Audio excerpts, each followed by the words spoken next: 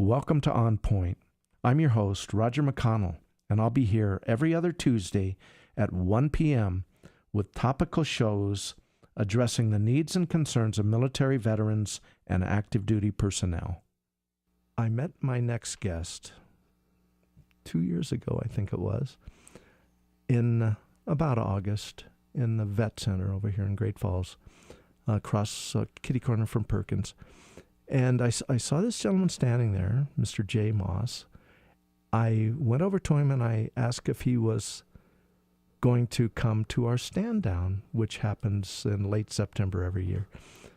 And Jay looked at me and he said, yeah, I'm going to go to that. But then you told me a story about last year's stand down, Jay. Go ahead and patch that in for us. Well, I'd received some information that there was a great opportunity to acquire some nice gear. And I'd been in the market for a new sleeping bag and figured take advantage of one of the perks of being a vet and see what was available down there. Get fed, get a good lunch. Once I arrived, though, it was almost like being processed back into the Army. There were lines and formalities, forms to fill out, checklists to get marked on, and going from station to station, talking about medical issues. And, I realized that there was a big outreach on focusing on the health of the vets, and not just the physical health of us, but our emotional health. And having already been involved at the Vet Center, where I've received great counseling and assistance, I was led to a table that was discussing or offering some educational opportunities through the College of Technology here in Great Falls, called, I believe, the Great Falls College. Montana State University. Yes, it's a wordful. Yes, it's a great place. It is a great place. So I ultimately signed up for the 3 classes that were available. It was after speaking with this representative. Yes, after she really encouraged me to take a look at these classes and see if I was possibly interested in getting back into school. I wasn't interested in going back to school. I wanted the goodies. And I was working at a couple local ski hills. I'd worked at Great Divide down in Helena, and also at Teton Pass outside of Choteau. And I kind of liked my ski bum lifestyle. But I was kind of intrigued by the opportunity to take a couple classes that wouldn't be an expense and were kind of on an introductory level, because I'm currently 42. I've been out of school for quite some time. It's about when I started back to school. But you were miffed. You talked to the lady. She talked you into doing a couple of brush-up classes.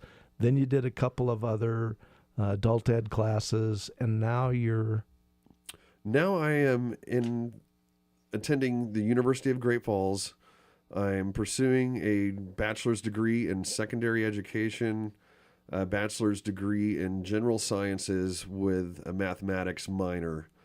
My goal is to take those degrees and work as a teacher in one of our smaller communities here in Montana, preferably a mountain town, because I still have that ski bum element to me. Sure. But I'm going to get that out of your system too quickly. But the point I'm trying to make is that you went to the stand down for freebies and you ended up changing your life.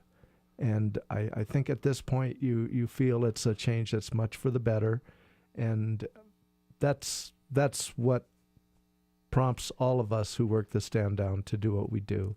Stories like yours. I've told your story to so many people, and it's a pleasure to do this with you here today. So it's absolutely my pleasure to be here. Well, thank you very much, Jay. Now you joined the Army at age 30.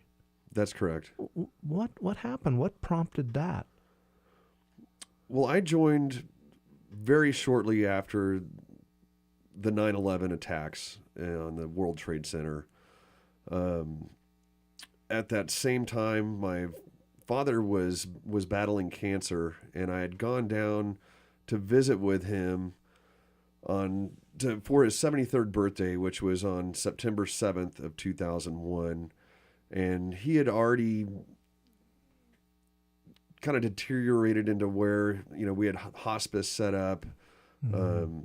He required a lot of care, and I had an opportunity to nurture my father in a similar way that he had nurtured me as a small child, an infant, if you were.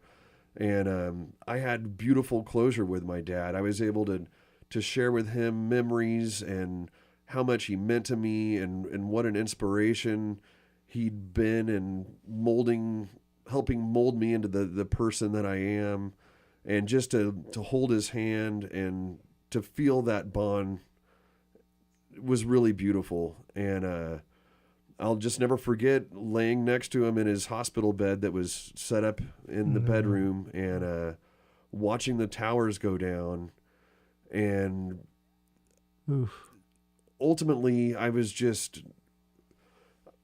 was a reporter that was right on the scene there, and I kept hearing a thump sound. And I was wondering what that noise was. And then it was revealed that those were the sounds of people jumping off the top of the Trade Center. Wow. That were forced into deciding, am I going to be burned alive, or am I just going to end it right now? But your dad had been in the service. My dad had been in the service. He'd served at the end of World War II in the Philippines, and then was reactivated. He was on an active reserve when the Korean War had broken out, and was called back into service there. My grandfather had served in World War I as well. But, those people that lost their lives in 9/11 were robbed of closure with their family and their loved ones. And that was a gift that I had. And after losing my father on October 3rd, I wanted to vindicate their losses, their families' losses. I wanted to take the fight to the people that had done that to us, had done that to those families. And that's really what my motivating force was in deciding to join the Army. And I went down to the recruiting office, which used to be located on Central Avenue, I believe. Talked to the recruiters. I mean, I was ready to sign up right then and there. Through talking with the recruiters, I was kind of guided into becoming a linguist. And after hearing all the great things about being a linguist in the Army, I was actually pretty excited. You got to go to school in Monterey. You got a degree out of the course of it. And after going through the process at MEPS down in Butte, unfortunately, there were no longer any... what's MEPS? I don't know what the acronym for it is, but it is the facility in Montana where all new recruits go down to get processed, do your initial paperwork, sign your contract, get sworn in to whichever branch you enlisted for, and then ultimately get shipped to your basic training duty station.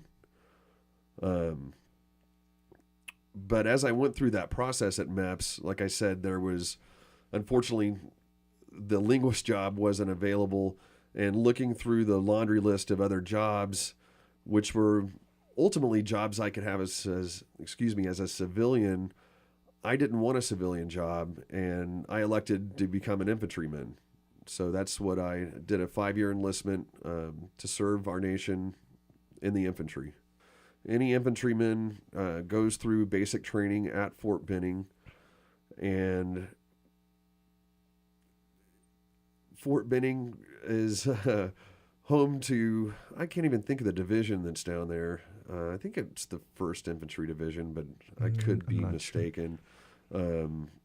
It's a huge post, and in basic training you really don't get to explore around much, but I was there from November 6th of 2001 and completed basic training and individual readiness training in March of 2002. And that's when I received orders to report to Fort Drum, New York, which is the home of the 10th Mountain Division. And I started my career, essentially, started my career as an infantryman in the 10th Mountain Division, serving with 431 Infantry Polar Bears.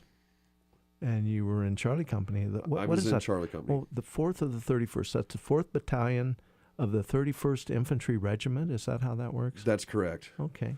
And they had a storied history too, hadn't they? They do. They were we are the Polar Bears, and they got that name from service in Siberia during World War One. They had to secure a railhead in northern China, like right in Siberia.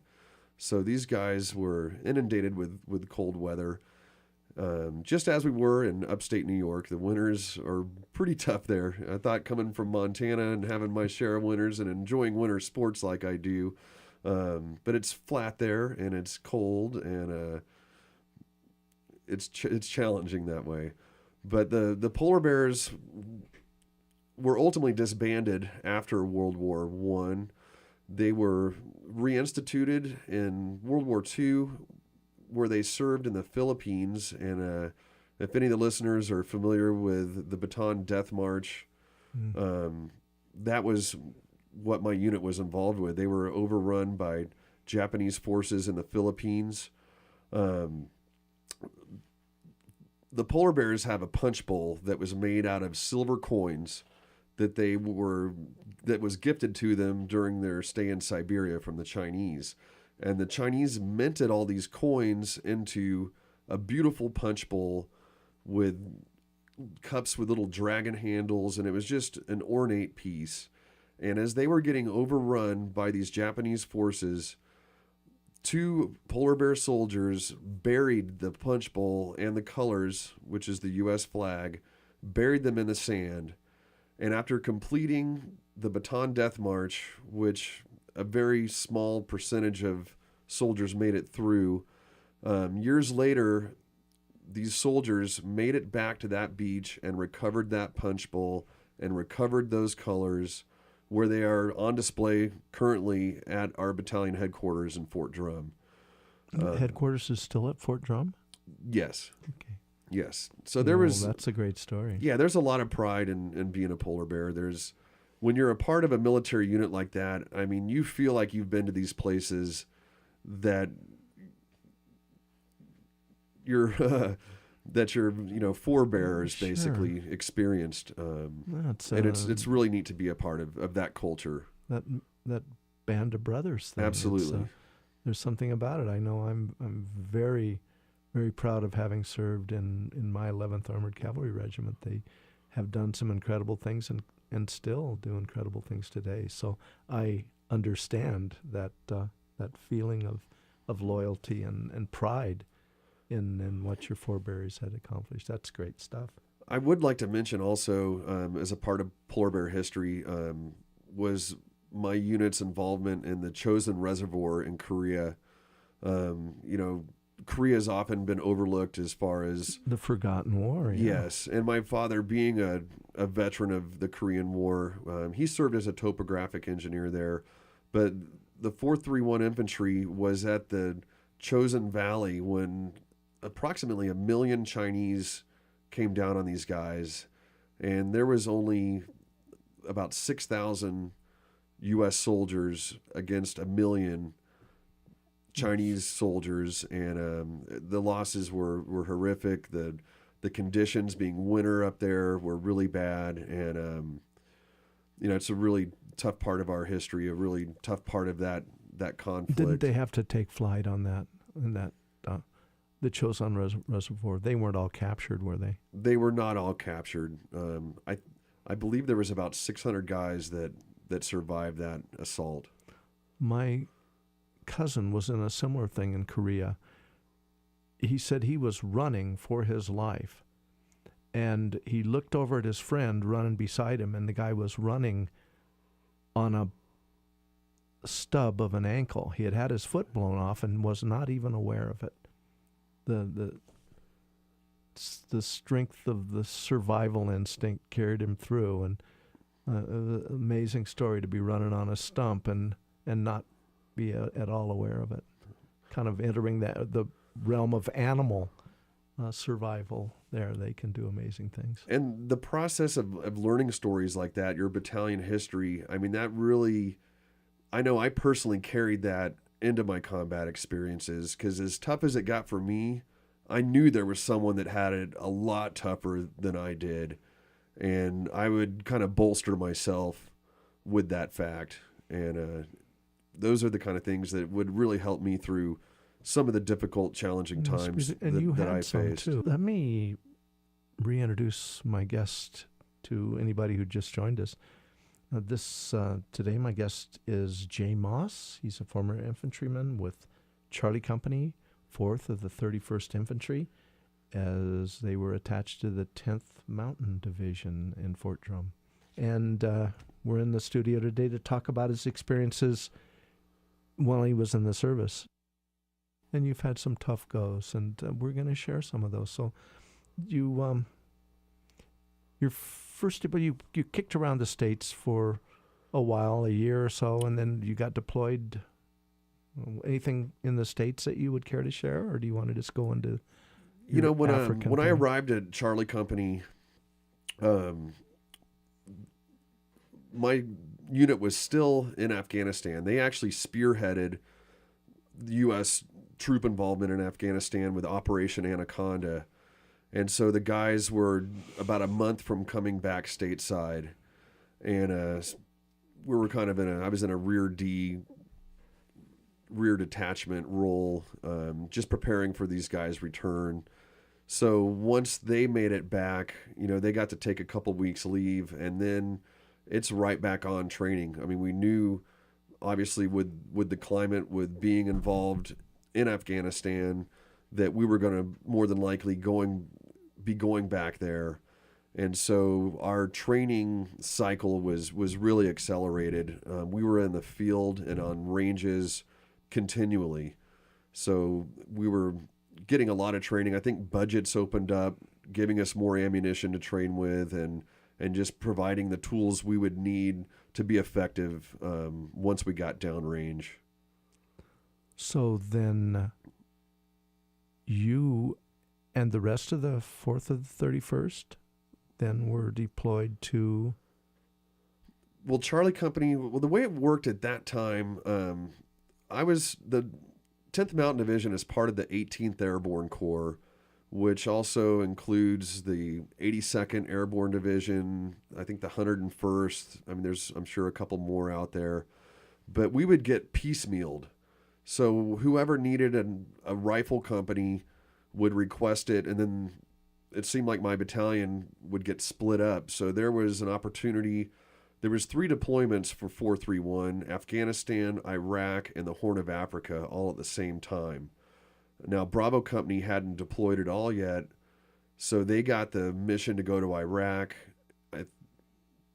Alpha Company went to Afghanistan, and then we got the mission to go to the Horn of Africa and conduct operations there, doing kind of a counterinsurgency type of operation.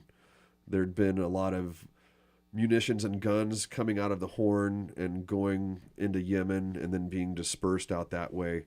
So with the U.S. presence in the Horn, we were trying to disrupt all that as we bordered Somalia in particular.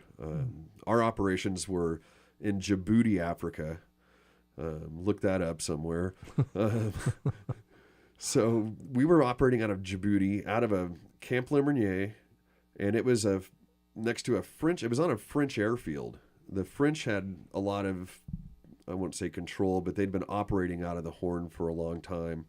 And one of my highlights there was getting the opportunity to go to Desert Survival School with the French Foreign Legion. So I completed French Foreign Legion Desert Survival School there, and it was a fantastic opportunity. It was not the most pleasant experience there. Really hot, doing a lot of long movements. We did a 90-kilometer camel movement as a culmination of all that training. But it definitely prepared me for the heat that I was going to be experiencing not too long later in Iraq.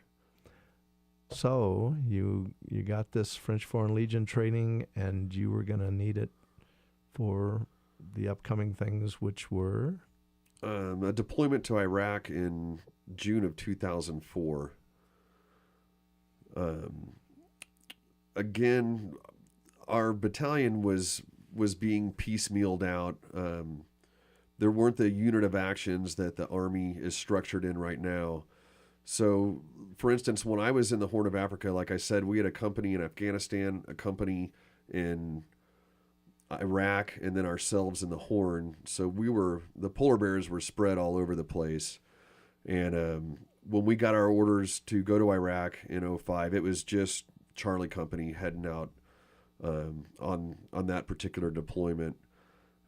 We arrived in Kuwait and were attached to the 1st Cavalry Division, who was in charge of all Baghdad operations.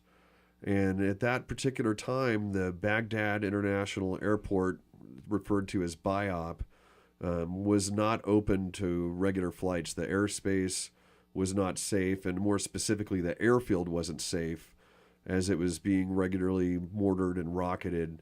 And so we had to drive from Kuwait to Baghdad.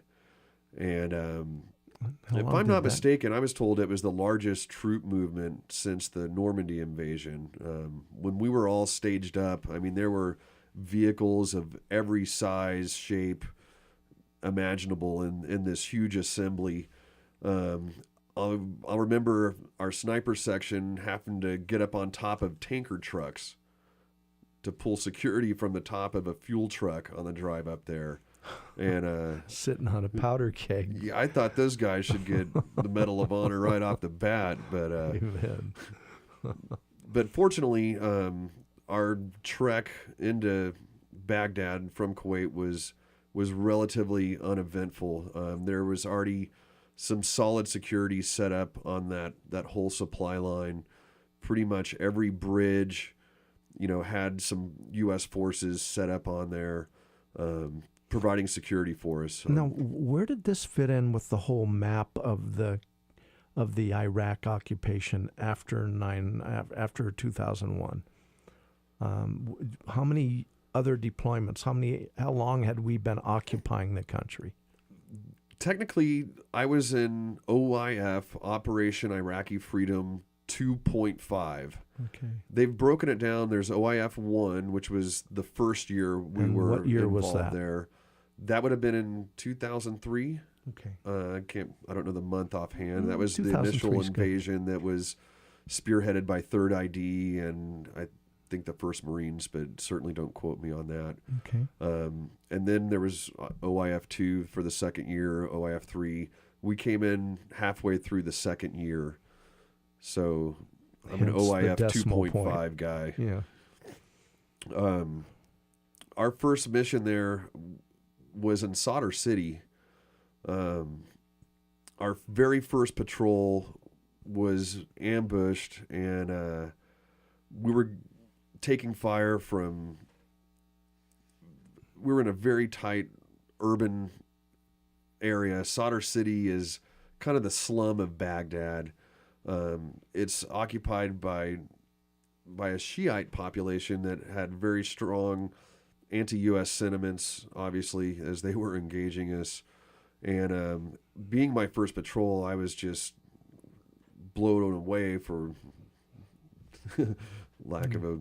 No, that's a good word. And just wow, is this what it's going to be like every day? I mean, it was really overwhelming to think that this was the kind of exposure we were going to have. That's what all that training was about. Fortunately, it ultimately played out. That was not the case for me. I mean, direct fire incidents were kind of few and far between, but when they do happen, they're quite intense. Get your attention. Yes. So we patrolled in Sadr City for a very short time, and were pulled away to do anti-rocket mortar patrols to help open up or make safe the airfield, the BIOP airfield. That was a crucial mission to be able to supply, to be able to get troops, personnel, materials into that airfield instead of taking that arduous painstaking drive from Kuwait. I'm really proud that our mission was successful in opening that facility up, and honestly, for starting to make some relationships with locals. And it's a farming community that's around the airport there. It's an agrarian environment, canals, fields, and trying to build rapport with these folks, to know that we are there to help them, and not to hurt them.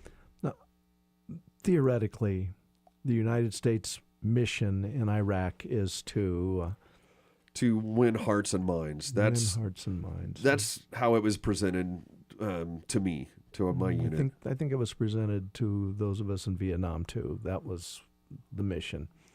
But you actually had a sign right as you were leaving your fob that said what now? What was it? Refresh my memory. It said polite, professional, prepared to kill. So that was kind of our mantra as we went outside the wire every day. And you did go outside the wire pretty much every day then? Pretty much every day. If you did get some downtime, it would be to pull gate guard. So we didn't get a lot of downtime. We were on the streets every day. Our patrol cadence would change. There was a period when we would go out for 24 hours, come back for 24 hours. That was really difficult because you would just be exhausted after a 24-hour patrol. And even though it was nice to have essentially a day back with all your other duties and, weapons maintenance, cleaning everything, preparing for your next patrol, you were really wiped out. So they changed it to doing 18 hours out, 6 back. And then, we would get other missions. We'd go on what they call surge. And if there was a holiday like the Shiite holiday Ashura, we would be operating outside the wire for 2 to 3 weeks at a time. The Iraqi elections, I was there for the first elections. That was another incident when we were on surge.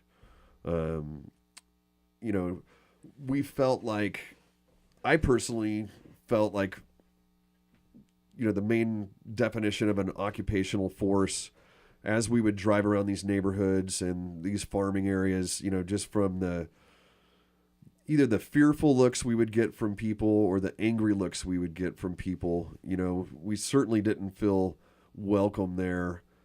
And it wasn't until that first election that I really felt like a liberator. And that was exemplified as we were patrolling past some of the election centers that were established. People were holding their babies out for us to kiss them. And that was very gratifying. And it really affirmed that we did have a purpose and a reason to be there and make the sacrifices of ourselves, of the lives of our comrades that were lost. And, it was a good feeling on those election days. You felt like the people valued our presence there. Definitely. I mean, it was a drastic change. You've been listening to part 1 of my conversation with Iraq War veteran Jay Moss. Please join me for part 2 of this interview on Tuesday, September 3rd at 1 p.m. Thank you for listening to On Point, Montana Public Radio, 89.9 FM, KGPR, Great Falls. On Point continues to air every other Tuesday at 1 p.m. on Montana Public Radio, KGPR, Great Falls. If you have any questions, comments, or ideas for future shows, please contact me, Roger McConnell, at 406-799-6709 or an email onpointkgpr@bresnan.net.